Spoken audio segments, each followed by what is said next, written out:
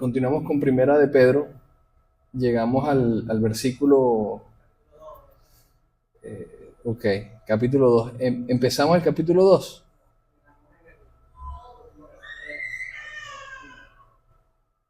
Ok, vamos a leer esa última frase desde el 23, ok, 1:23. Gracias, André. Siendo renacidos, no de simiente corruptible, sino de incorruptible. ¿Okay? Renacimos. Se supone que en Cristo, usted y yo, tenemos un nuevo nacimiento que ya no es en corrupción, que ya no es en lo que vivíamos antes de acercarnos. Por eso es que hay un nuevo nacimiento. Renacimos una simiente incorruptible por la palabra de Dios que vive y permanece para siempre. Porque toda carne es como hierba y toda la gloria del hombre es como la flor de la hierba. La hierba se seca, es decir, la humanidad se seca y los grandes avances, la gran gloria que pueda producir la humanidad se va a caer en algún momento, mas la palabra del Señor permanece para siempre. Esto no quiere decir todo lo que el hombre haga en sí mismo. Obviamente todo lo que nosotros hagamos dirigidos por Dios va a permanecer por la eternidad. Por eso es que vale la pena vivir para Cristo, porque vamos a ser recompensados. Dice la palabra que nuestras obras permanecerán con nosotros si fueron obras incorruptibles, obras que Dios dirigió, obras en las que nosotros cumplimos el propósito de Dios. Eso permanece. Sí vale la pena, pero el resto desaparece. Esta es la palabra del Evangelio que ha sido anunciado. Entonces vamos a leer el capítulo 2. Dice, desechando pues toda malicia, todo engaño, hipocresía, envidias, todas las detracciones. ¿Okay? Dice que son cosas muy normales para la humanidad. ¿Quién no tiene un poquito de malicia? ¿Ah? ¿Conocen a alguien que no tenga ni un poquito de malicia? Mira, ni un ángel pues. Ángel. No, los ángeles de Dios no tienen malicia, pero un bebé que todavía no tiene raciocinio, que no sabe todavía diferenciar entre lo bueno y lo malo, que su muestra de cariño es un golpe, porque no sabe que está haciendo algo malo ni algo bueno. Él simplemente trata de expresarse, está creciendo, está aprendiendo. Igualmente, pues todos los niños hasta que llegan a un cierto punto en el que ya saben lo que está malo y ya toman una decisión, si lo hacen o no lo hacen. Tienen que aprender a vencer esa naturaleza. Entonces, por eso Pedro le dice a los creyentes, pues, es importante, es imperativo en la fe de cada uno que decidamos primero desechar algo. ¿Por qué? Porque nuestra vida es como una gran canasta. Imagínense una gran canasta. Y esa canasta está llena de muchas cosas, de vivencias, experiencias, buenas, malas, traumas, aprendizajes, cosas que aprendimos y que son buenas, pero cosas que aprendimos creyendo que eran buenas, pero en realidad son malas. Y esa canasta, pues, está llena de lo que somos. Para ser llenos de Dios, ¿qué tengo que hacer? Tengo que comenzar a desocupar esa canasta de las cosas que no son buenas. Tengo que desecharlas, tengo que identificar primero. No lo voy a desechar todo porque Dios no quiere que yo me olvide hasta de mi nombre. Yo me voy a seguir llamando como yo me llamaba antes de venir a Cristo. Yo seguiré caminando, ¿verdad? Porque yo aprendí a caminar, aprendí a hablar castellano, aprendí a hablar en inglés, aprendí una profesión, lo que sea que tú hayas aprendido en el camino no lo tienes que desechar. Lo único que tienes que desechar es todo lo que ha sido corrompido por el pecado que entró dentro de ti. En tu concepción, en tu mente, en tus ideales, en tu proyección de vida, en tus ambiciones. Comienza un proceso de transformación interior y a ese proceso le llamamos santificación. ¿Okay? La santificación es un proceso que va a terminar cuando Cristo regrese, porque nos estamos haciendo cada vez más santos en la medida en que nos acercamos a Dios y estamos, como dice aquí, desechando la malicia, el engaño, la hipocresía, las envidias y las detracciones. ¿Por qué dice Pedro? Bueno, porque es la única manera de que usted y yo podamos crecer en nuestra fe y conectarnos con Dios. Si no está ocurriendo un cambio interior, si mi vida no está desechando cada vez más estas cosas, pues yo me estoy engañando a mí mismo y quizás a los que tengo alrededor. Pero a Dios no lo engaño. A Dios no lo podemos engañar. Tenemos que desechar conscientemente No se trata de que te lo impongan, ¿no?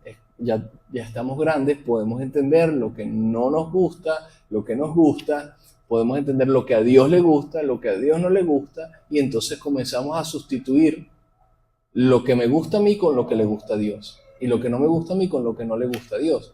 Entonces por eso es importante que tengamos cuidado de qué clase de música escuchamos, que tengamos cuidado de con qué personas nosotros compartimos, de qué vocabulario nosotros tenemos, de qué ambiciones aspiramos algún día a alcanzar, porque eso va a definirnos mucho. Dime con quién andas y te diré quién eres. Es un dicho popular, pero también parafraseado está así también en la Biblia. Muy parecido. ¿Con quién andas? ¿Quiénes son? Si piensas por un momento desde afuera y dices, bueno, estos son mis amigos, ¿cómo son? Descríbelos para ti mismo, no me lo digas a mí. Son gente buena, son gente que vive desechando la malicia, desechando el engaño, la hipocresía, las envidias, las detracciones. O todo lo contrario, para reflexionar. Porque, como les digo, a Dios no lo podemos engañar. Y daño nos estamos haciendo a nosotros si escuchando la verdad seguimos obstinados en lo malo. Daño. Yo les decía la semana pasada, antepasada, que es diferente el que no conoce a Dios, pues porque hace muchas cosas porque no conoce, pero como lo estamos conociendo, ahora somos más responsables, porque conocemos ahora que hay un camino, conocemos ahora que hay un ejemplo, entendemos que hay una verdad. El mundo todavía no tiene ni idea de qué sucede, pero poco a poco irán conociendo. Dice, deseen como niños recién nacidos la leche espiritual no adulterada. Y aquí es donde Caleb entra en escena. Otra vez, aparte de la inocencia de la que hablábamos hace un rato. ¿Cómo ustedes han visto, por ejemplo, a mi hijo Caleb cuando quiere comer? Él quizás puede olvidarse en algún momento de que tiene hambre. O sea, si yo le pongo un juguete en la mano, si le prendo una comiquita, si lo distraigo, lo subo, lo llevo a un parque, él se le va a olvidar que quiere comer, que quiere tomar leche. No, ¿verdad? Por eso la palabra de Dios usa ese ejemplo, porque cuando tienes hambre real, no te quedas quieto hasta que eres satisfecho. Y dice, deseen como niños recién nacidos la leche espiritual no adulterada. ¿Por qué no adulterada? Bueno, porque esta no es la única iglesia, hay muchas iglesias. Y tenemos que tener cuidado de qué tipo de mensaje escuchamos. Hay mucha gente que utiliza el mensaje de la Biblia para enriquecerse deshonestamente, para sacarle plata a la gente. Hay gente que utiliza el mensaje de la Biblia para manipular a las personas, para vender su liderazgo, para promoverse a sí mismo y terminan siendo políticos. Algunos no necesitan llegar a ser políticos para terminar de vender su imagen y quedarse con el trono en los corazones de las personas porque lo admiran tanto, porque es el apóstol, porque es el super papá. Hay pastores que les llaman papito. Imagínese usted. ¿Por qué? Porque se vuelven dependientes emocionalmente de personas. Y el gran gol, la meta de cualquier persona que sea líder, pastor, maestro, evangelista, profeta, apóstol, es que no nos miren a nosotros, sino que vean a Cristo. Que la gente conozca más a Jesús, no que nos conozcan a nosotros. O sea, que lo que puedan ver de nosotros sea un buen ejemplo, sea algo que los inspire, que los guíe, pero no que las personas le roben la gloria a Dios. Eso es un gran error. Es peligrosísimo. Por eso tenemos que ser la leche espiritual no adulterada. ¿Cómo yo sé que está adulterado o no está adulterado? Bueno, yo tengo que saber cuál es la correcta y cuál no es la correcta. Cuando Caleb tiene hambre, yo le puedo dar un tetero con agua, pero si no tiene los nutrientes, rápido la va a soltar. Siente, no, ya va, esto no me va a llenar, yo no tengo sed, yo quiero comer. Y él está comiendo alimento sólido y poco a poco va, pero cuando estaba muy pequeño era pura leche, ni siquiera agua, pura leche. Cuando la palabra de Dios dice que deseemos como niños recién nacidos es porque tenemos que procurarlo diligentemente. Y no solamente, bueno, está bien, yo voy a ir una vez a la semana, yo voy el domingo a la iglesia, yo voy a escuchar. No, yo tengo que abrir este libro en mi casa, Yo tengo que abrirlo en mi cuarto, tengo que leer la Biblia. Si no tienes una Biblia, puedes acercarte a mí al final del servicio y te vamos a regalar una Biblia, porque es importante que tú también la estudies de manera personal, que puedas conocer a Dios por ti mismo, no que dependas de que alguien te hable quién es Dios.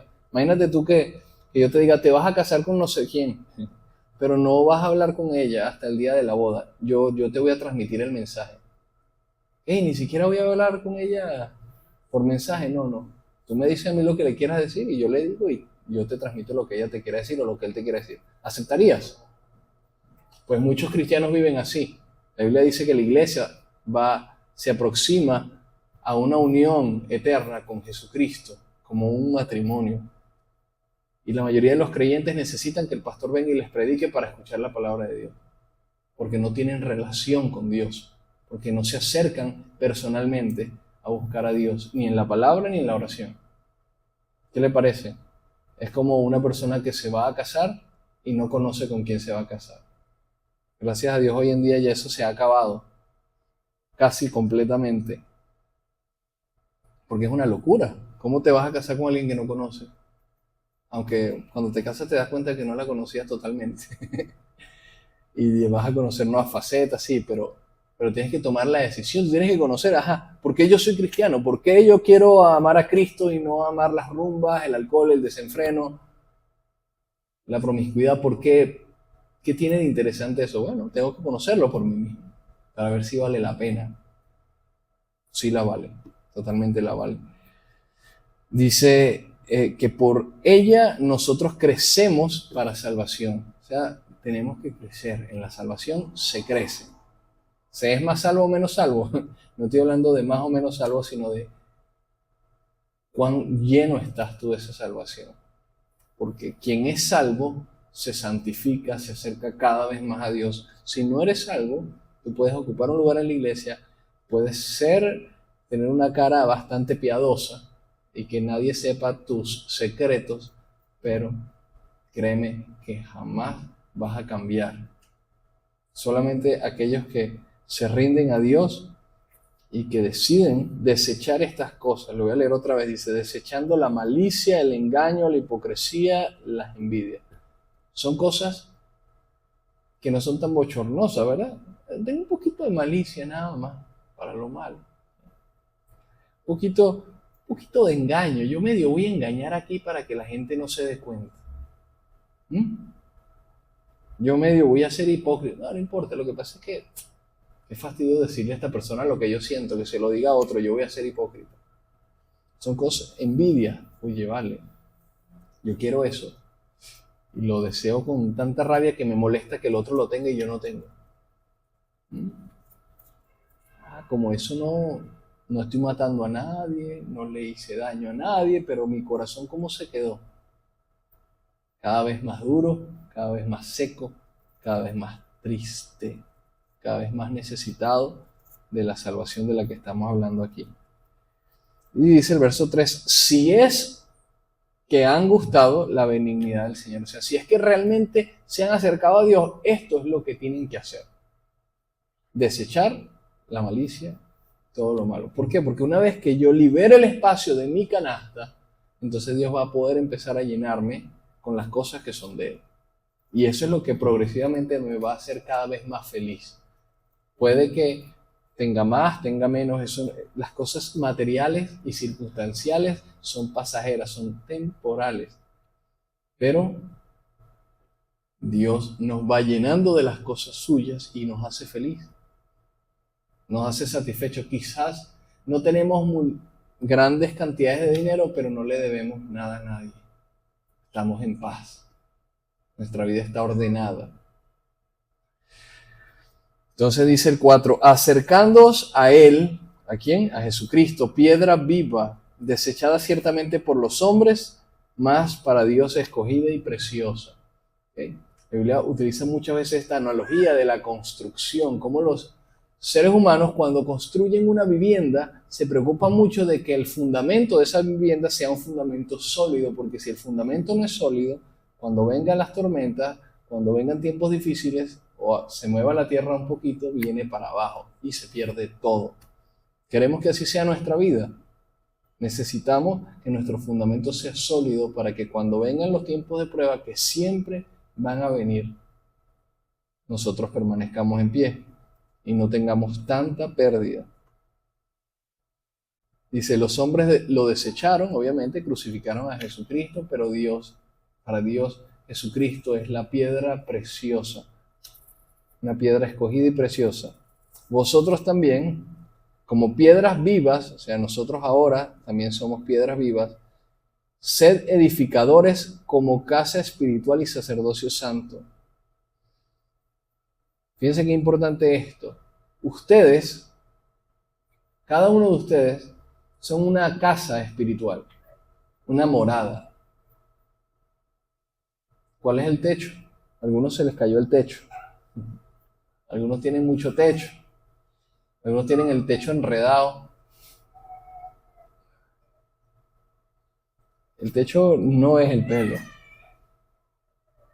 Nuestra vida, nuestro cuerpo es el recipiente donde mora nuestra alma y nuestro espíritu.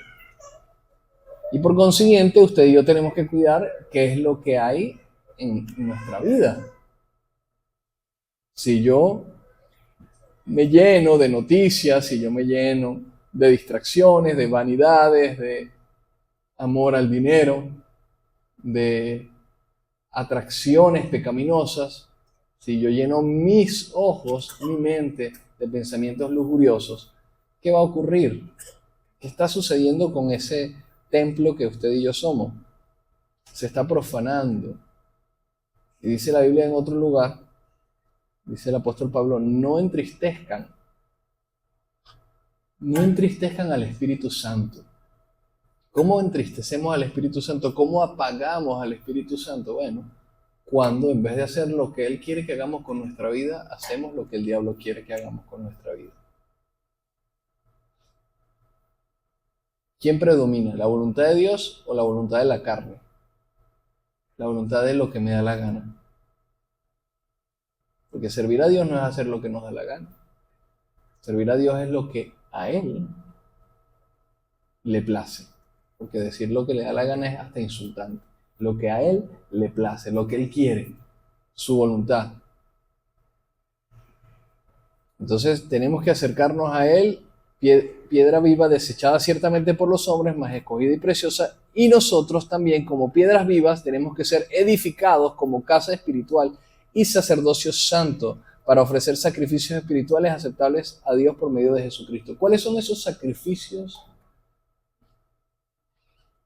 que dice allí? Dice sacrificios espirituales aceptables a Dios por medio de Jesucristo. ¿Qué me dice?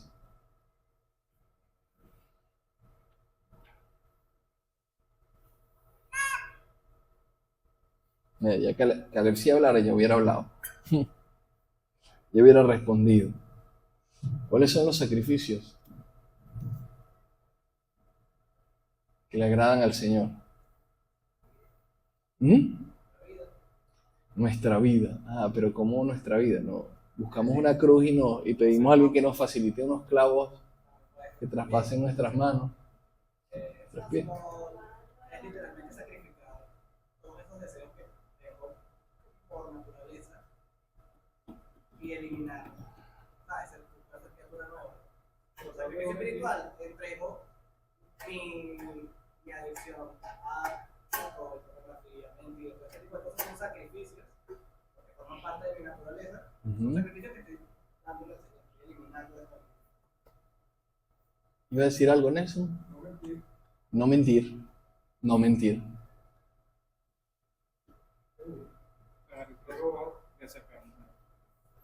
Pagar el precio de acercarnos a Él. ¿Cómo es eso, Rubén? Ayuno, oración, disciplinas espirituales. Las cosas, muchachos, las cosas que hacemos para acercarnos a Dios, sacrificando lo que quisiéramos hacer. Es decir, dejando quizás algún hobby. No se refiere a que no juguemos más, a que no nos divirtamos, a que no salgamos, pero de vez en cuando está bien que nosotros nos restringamos ciertos privilegios para entregarle a Dios nuestro tiempo y nuestro esfuerzo también. ¿Es un sacrificio venir a la iglesia? Sí, pero es uno pequeño. Eso no puede ser eso no es el gran sacrificio, ¿no? Sacrificios espirituales aceptables a Dios. Me acuerda a Romanos 6, en el verso 13, me gusta la versión NB que dice: no ofrezcan los miembros de su cuerpo al pecado como instrumento de justicia. Al contrario, ofrezcanse más bien a Dios como quienes han puesto de la muerte a la vida, presentando los miembros de su cuerpo como instrumento de justicia. Exacto. Si arriba dice que debemos desechar la malicia, el engaño, la hipocresía y todas esas cosas, pues creo que es porque nuestra vida no puede estar entregada a eso. Entonces, renunciar a todo ello para acercarnos a Dios es también un sacrificio. Sacrificar nuestra vida. De hecho, Romanos 12:1 dice que debemos entregar nuestra vida a Dios de tal manera que seamos un sacrificio vivo. No que dejemos de estar vivos, sino que mientras estemos vivos, nuestra vida sea sacrificada para Dios. ¿Cómo es eso? Bueno, muchos católicos a lo largo de las edades lo han malinterpretado y por eso es que sí tienden a pensar que las personas más piadosas son las que se autoflagelan, se hacen daños a sí mismos, caminan de rodillas, se visten de morado, cargan una cruz, cargan un santo en una procesión y creen que están haciendo un sacrificio para Dios. Eso es una locura. Porque Dios no nos pide que hagamos eso. Dios nos pide que hagamos bien a otros, no que nos hagamos daño a nosotros mismos. Es todo lo contrario, pero ven cómo el engaño y la maldad afuera hace que la gente haga locuras creyendo que se está acercando a Dios. Cuando la Biblia dice que debemos entregar nuestra vida para servirle a Él, no hacernos daño. En ningún lado de la Biblia lo dice. He leído suficiente como para saber que eso es una gran mentira.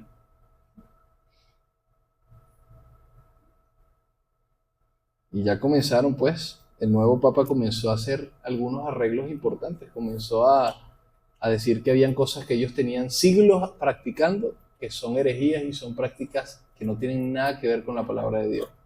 Y ya hay muchas divisiones por allí al respecto. ¿Por qué? Bueno, porque la gente se aferra tanto a las costumbres y a las tradiciones que así le digan que están mal, las siguen haciendo porque ya las vienen haciendo. Porque se volvieron devotos, creyentes de sus prácticas. Y eso es lo que tenemos que tener mucho cuidado, de no encontrarnos creyendo que nos estamos acercando a Dios y lo que estamos haciendo es desviándonos. Dice para complementar, dice por medio de Jesucristo. ¿Por qué? Porque no hay otro camino. No hay otra manera de acercarnos a Dios y hacer algo agradable, no hay otra manera de vivir, sino a través de Jesucristo para llegar al Padre. Él dijo: yo soy el camino, la verdad y la vida. Por eso es que nosotros amamos, servimos, seguimos a Jesucristo. Porque Él es el único camino que Dios dispuso para conectar el cielo con la tierra.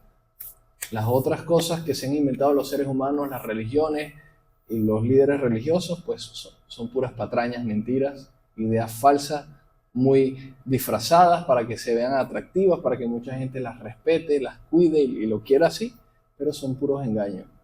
Esas son puras mentiras. Y como son puras mentiras, las desechamos, ¿verdad?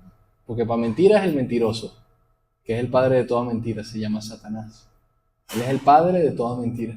El que miente, ¿qué se hace? Hijo del diablo. ¿Qué quieren ser ustedes? ¿Hijos de Dios o hijos del diablo? No se puede las dos. No se puede de lunes a viernes hijo de Dios y los fines de semana hijo del diablo. No. Eliges. ¿A quién quieres pertenecer? ¿A quién le va a pertenecer tu alma eternamente? El 6 dice: por lo cual también contiene la Escritura: he aquí, pongo en Sión la principal piedra del ángulo, escogida, preciosa, y aquel que creyere en él no será avergonzado. Fíjense que dice, primero habla de algo como si fuera una cosa, ¿no? Dice, he puesto una piedra angular. ¿Qué es una piedra angular? Bueno, es la piedra que buscan los constructores cuando quieren construir. Ellos primero cavan hasta que tocan piedra. Si es pura arena lo que hay, ellos siguen cavando, no importa cuánto tengan que cavar hasta que consigan una piedra. Cuando consiguen una piedra en la corteza terrestre, allí soldan cabillas, allí comienzan a construir para que el concreto se adhiera a la roca que está allí. Entonces dice, está hablando aquí la palabra, dice, he puesto en Sión, que es Jerusalén, en Israel, lo que hizo Dios con Jesucristo, la piedra angular, la piedra principal, escogida y preciosa. ¿Okay?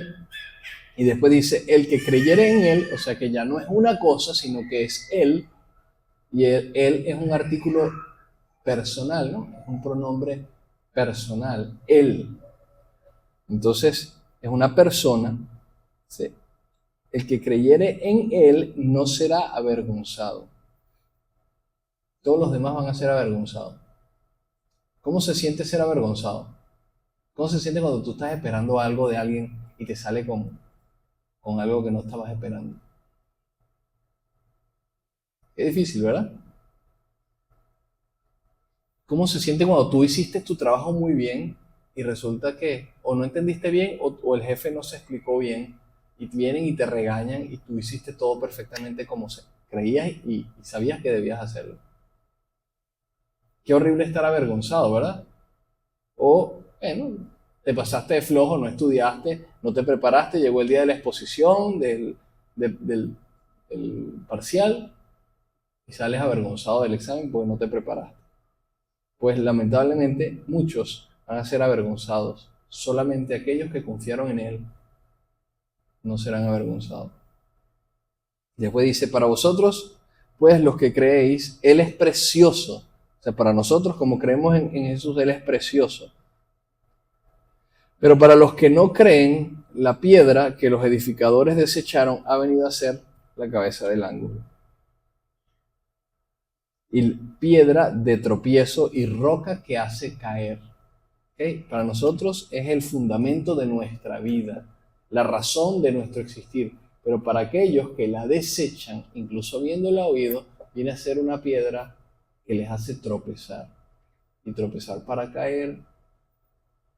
Y el que cae se pega. Y a veces muy fuerte. Por eso es que hay dos escenarios. O es el fundamento de nuestra vida, Jesucristo, o es la piedra que nos hace caer. Quiera Dios que para todos sea el fundamento y no el tropiezo. Dice, porque tropiezan en la palabra siendo desobedientes, a lo cual fueron también destinados. Mas vosotros, dice aquí Pedro porque está hablando con nosotros la iglesia, dice, vosotros sois linaje escogido. Miren qué importante el linaje escogido, ¿no? Linaje escogido quiere decir, en la antigüedad era muy importante qué linaje teníamos, cuál era tu apellido, quiénes eran tus padres, de dónde venías. ¿Por qué? Porque eso indicaba si eras de la nobleza o si eras alguien que no tenía ni apellido ni nombre porque eras un bastardo, eras una persona que su familia no se hizo cargo de ti. Para una persona en la antigüedad el linaje era demasiado importante. El linaje, ¿qué es sangre? ¿Quieres ser rey? No, no cualquiera puede ser rey. Los que son reyes o los que están en la nobleza son los descendientes de quién fue tu padre. Ah, no, yo ni lo conocía. Bueno, lamentablemente te toca por ahí buscar, rescatar migajas. Eso era en la antigüedad. Hoy en día, gracias a Dios, ya las cosas cambiaron mucho, pero bueno, hay ciertos sistemas, hay cierta bagaje que ha quedado de siglos anteriores, pero no de la misma manera, sino más bien desde el punto de vista del mérito, porque aquel que no es bueno administrando, pues, como dice el dicho ese, a pedir se queda. El que no cuida lo suyo, a pedir se queda. Entonces, obviamente que las bendiciones que generaciones anteriores supieron multiplicar y mantener, pues van a bendecir a su descendencia. Y las malas decisiones, la mala administración de generaciones anteriores, pues la va a pagar también los hijos que van a nacer quizás sin ninguna clase de privilegio en esta vida, a expensas de la lástima de las personas. Pero Dios nos llama a nosotros linaje escogido. O sea, no importa qué haya sucedido en el pasado, padres, abuelos, bisabuelos, en Dios pertenecemos a un linaje tenemos herencia en Él. Dice, linaje escogido, real sacerdocio, nación santa, pueblo adquirido por Dios, para que anuncien las virtudes de aquel que los llamó de las tinieblas a su luz admirable. Al venir en Cristo es una nueva vida, es una nueva, incluso es una nueva genealogía. Fuimos injertados en la línea de Cristo. Lo que le corresponde a Cristo por la eternidad, ahora nos corresponde a nosotros, si es que somos, ¿verdad? Y nos mantenemos como parte de este pacto, como hijos de Dios. Dice el 10, vosotros que en otro tiempo no eran pueblo, pero que ahora son pueblo de Dios, que en otro tiempo no habían alcanzado misericordia, pero ahora han alcanzado misericordia. Amados, yo os ruego como extranjeros y peregrinos que se abstengan de los deseos carnales que batallan contra el alma. Entonces comienza a hablarnos de nuestra identidad, porque se supone que un árbol de mango, cuando venga la temporada del fruto de mango, pero si un árbol de mango no sabe qué es mango, qué fruto va a dar.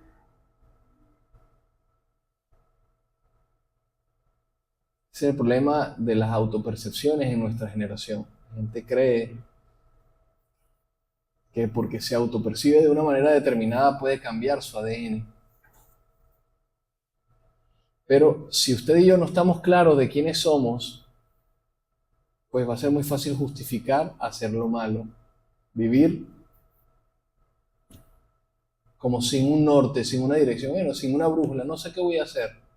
No sé ni siquiera quién soy, ni qué soy. Quizás yo, por eso es que, quizás yo soy un Terian, porque yo no me siento todavía cómodo en mi vida. No, quizás yo soy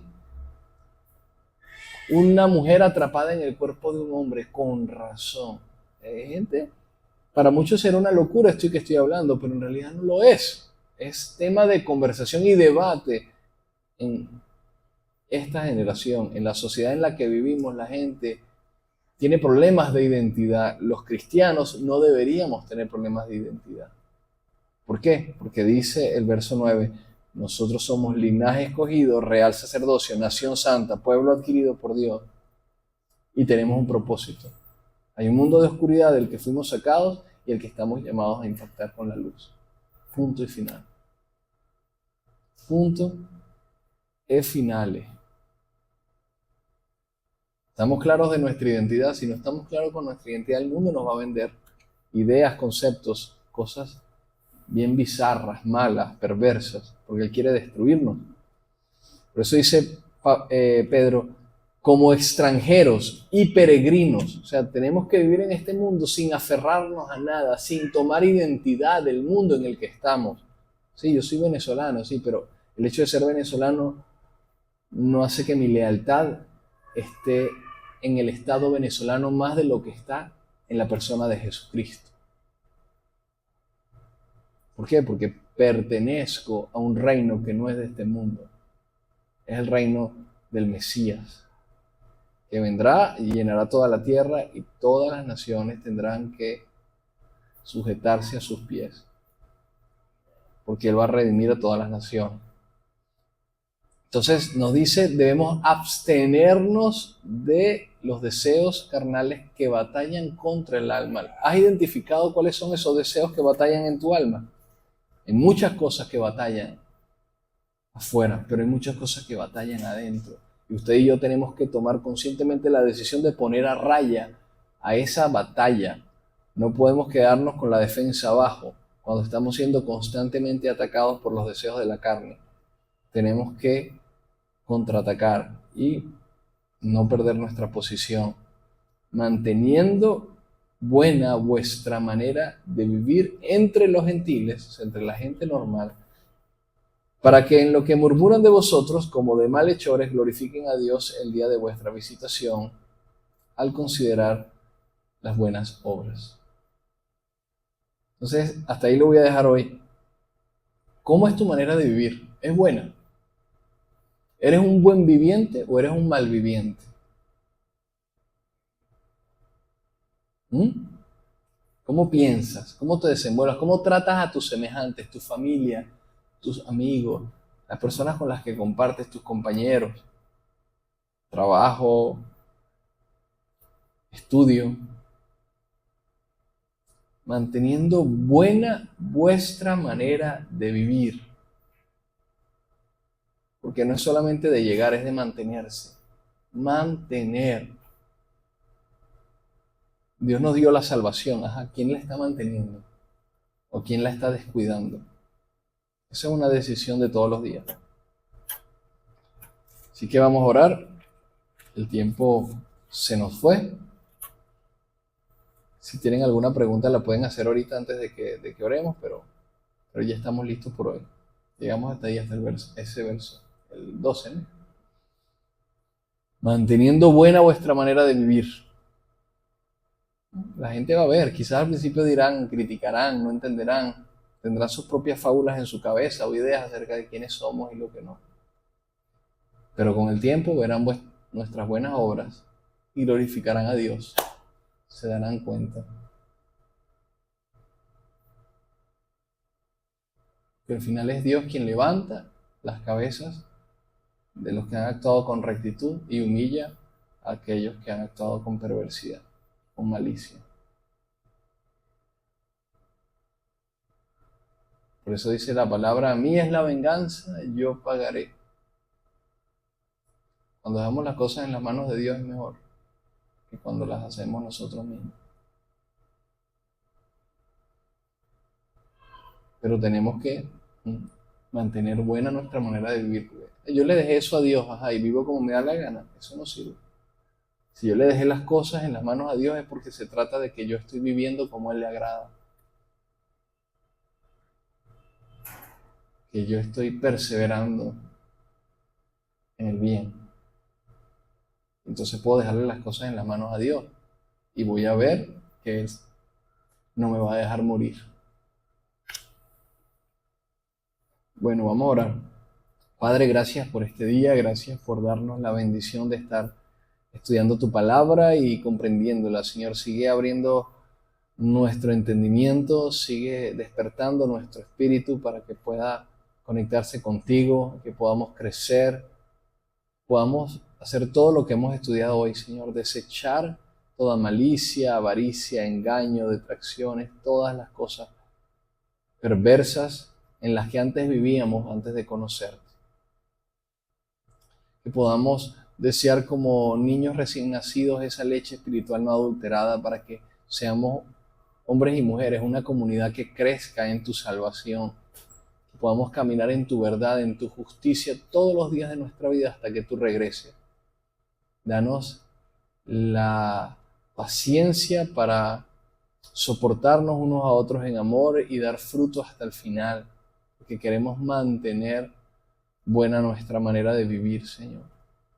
Te damos gracias y te pedimos que nos guíes en todo tiempo. En el nombre de Jesús. Amén.